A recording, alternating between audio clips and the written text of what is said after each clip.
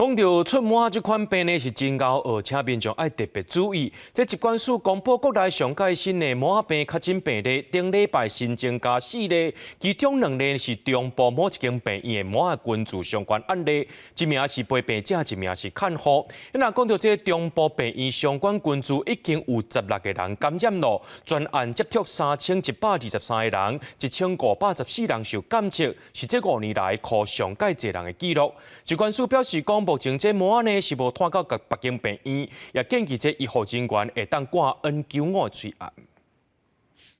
国内中部一间病院麻相关菌株事件，感染的人数阁新增加2个。根据了解，这个中部的病院相关菌株事件，指标个案是伫12月初1发病，共班机的旅客是伫12月13发病。统计到目前为止，受到指标个案影响的中部这间病院麻确诊的人数是一直在扩大，包括医护5个、看护1个，各陪病的家属和其他照护人员等等有14个人确诊，病院菌株拢总16个人感染。医院相关的一个麻疹群聚的一个事件，目前的相关人员都是同一个医院，呼吁这些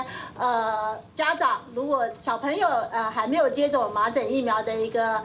小朋友的话，那还是要能够按时去接种。疾管署讲，顶礼拜国内新增加麻的病例有2例是对中部病院相关菌株事件来的，其中1个是30几岁查甫的陪病者，活动范围是台北市；另外1个是40多岁看护，境外移入的部分嘛有2个，一个是对越南来的50几岁查某人，活动范围是伫咧台中；另外1个是对印度来的30几岁查某人，活动范围是伫咧高雄。对去年甲今拢总加起来有33例麻病例。目前中部这间病院相关麻的菌株事件，相关接触者拢总是3123个人，其中1514个人搁在检测，按算会检测到1月23。基本上它是空气传染的，不只是飞沫，就远远的空气都会传染啊。那第二个传染力很强，潜伏期也蛮长的。疾管署讲，国内目前是干那中部这间病院发生麻的菌株，暂时是无传到其他的病院。不过高雄中街病院是已经启动相关防疫措施，要求急诊的工作人员爱挂 N95的喙暗来防护。